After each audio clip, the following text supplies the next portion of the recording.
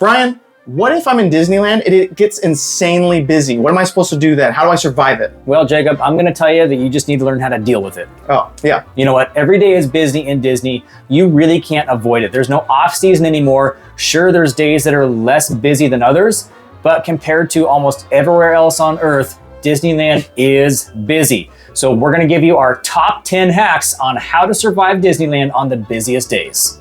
Starting things off, rope drop. That is one thing that'll help you out, especially when the day starts to get very busy. So get there earlier, and we're talking rope drop front. Prepare to spend an hour ahead of time.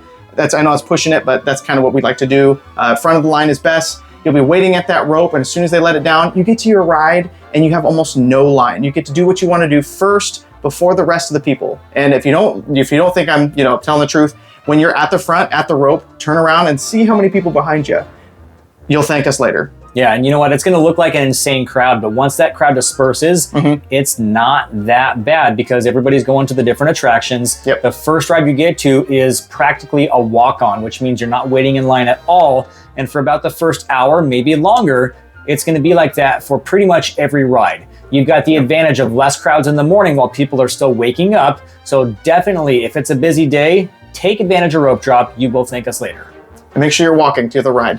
Next up on our list, we've got using Disney Genie Plus, and I'm going to tell you this one is fantastic if you use it correctly. Now, we've gone and had trips where we didn't use Genie Plus at all, and we still had an amazing time. We got to do all the rides we wanted to, but if you're planning on being there in the middle of the day, I'm talking about when the crowds are busiest, then you need to be using Genie Plus to your advantage if you want to do the rides at that time.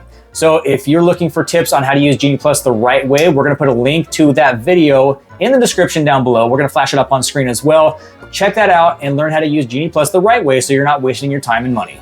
Something else to help you survive those crowds is stay late. I know we mentioned earlier getting up early will stay late. It doesn't mean in the middle of the day you can't go take a nap back at your hotel, get some R&R, but here's the thing. Everybody I would say everybody, but a huge chunk of the people in that park don't want to stay late. They don't want to stay till midnight. So take advantage of that, especially right after the fireworks. That fireworks show, you'll notice the huge crowd leaving the park. That is your moment. That is your time to shine. Make sure you get to your ride during that time. You're definitely going to have a lot better crowds because everything's a little more dispersed and a huge amount of the people have already left. So make sure you take advantage and stay late. So what if you want to be in the parks all day? I'm talking rope drop until fireworks, right until the end of the day. You've got to be planning your rides out at the right times. And there's going to be different times of the day that are better for rides than others. We've mentioned already that early morning and late at night are great for the rides. So why not just stick to doing rides at that time? And if you want to be in the parks in the middle of the day, use that time to eat and watch shows and do your shopping. There's plenty of other activities to keep you busy, and trust me, you can still hit all the rides even if you don't do a single one in that middle of the day time. Speaking of eating in the middle of the day, make sure you actually try to eat during the off times. So you'll kind of notice a large amount of people going around noon to eat their lunch.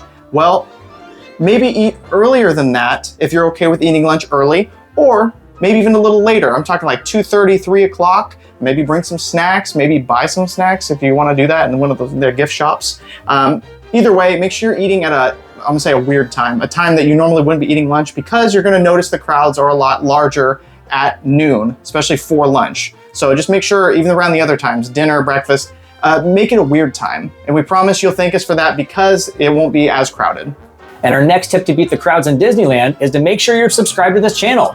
We've got tons of tips that are going to help you enjoy your next trip and get the most out of your magical vacation. So if you subscribe to this channel, that means you're going to be getting the first notifications, if you hit that bell, on our brand new videos that we send out every single week to let you know about all the awesome things coming your way in Disneyland and how to make the most of your magical vacation. And here's a great tip that often is overlooked, and that's using mobile order and mobile checkout. Yes. So being able to use the Disneyland app is a huge plus if you know how to use it. So being able to use mobile checkout, you can order ahead of time. So let's say you want to eat your lunch around 1 o'clock. I do. You go in the app early in the morning and you order your food and say that you want your food at that 1 o'clock window. You can plan out hours ahead of time, and then you don't even have to fight the crowds for it. You don't have to worry about the reservation times getting picked for the mobile order. So the worst thing you can do is at noon, you're starving and you want food, and you open up the app and you see there's nothing available for hours. All right, this can save you a huge heartache, or at least a stomach ache. And you want to make sure that you're mobile ordering ahead of time. And using the app also to do your shopping is great, because a lot of people, for whatever reason, are kind of scared of using the mobile checkout. Don't be scared. It's super easy. All you got to do is scan the barcodes with the app, and you can go to a special line just for mobile checkout. There's almost never anybody there. I've never seen, I think every time I've gone, there's nobody there. This next one may be contradicting to families, because the tip is to avoid the fireworks if possible, especially that main hub area. There's a huge bulk of crowd just waiting for you, and some pushback, because the people that are also deciding to stay into the park are going to be flooding in the opposite direction of leaving the park. So if you don't want to fight a wave of people, avoid the fireworks, go around if you have to for the main hub at least. But during those times during the fireworks too, you're going to see the lowest lines, like times to be waiting in line. So if you're willing to sacrifice the fireworks, if you have a few days there, you can see the fireworks like once, and then go those other days and enjoy those rides in a short line. And we're talking about staying completely away from the center of the park. So if you're often somewhere like in Galaxy's Edge, right? Those corners of the park that are not even near where the fireworks shows are going on, that's going to help you really avoid the crowds. As soon as that fireworks show breaks, people are dispersing everywhere, and you want to be as far away as possible. So when you're in Disneyland and you want to stay until the end of the night, there is a really great opportunity for shopping after the parks close, because downtown Disney is open for an entire hour after the ride shut down. And this goes for the shops on Main Street as well. But here's the thing. Everybody wants to shop at that time. As soon as the rides are down, everybody wants to go into the stores, and it is shoulder to shoulder. It is difficult to move and breathe, and it is just miserable. So if you know you're going to be shopping, I highly recommend shopping in the middle of the day. That's when all the families are looking to do their stand in 2 hours for a ride and eat lunch. So go into the stores. They are still going to be packed, but not nearly as bad. It's not even close.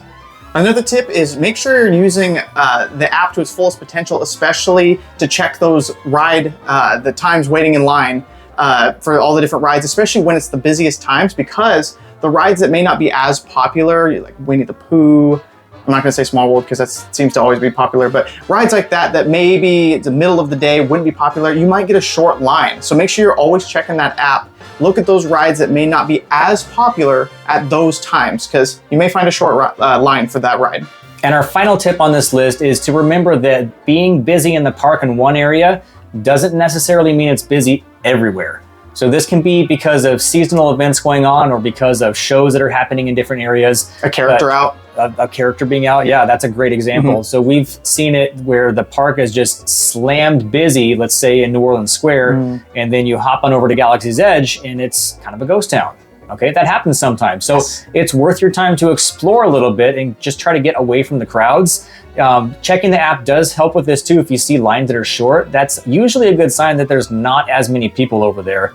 This does make a difference. So just take a moment to breathe and find those little getaways to try and escape the crowds. Being busy in one spot does not mean busy everywhere.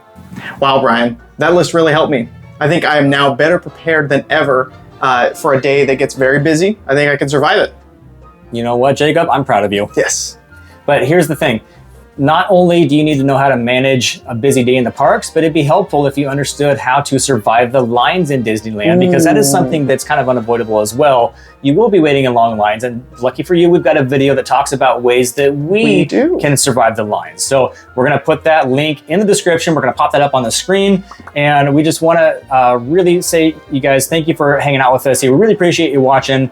Don't forget to like, share, and subscribe. We got more awesome Disney content coming your way, but just like always, we want to say, thanks for watching.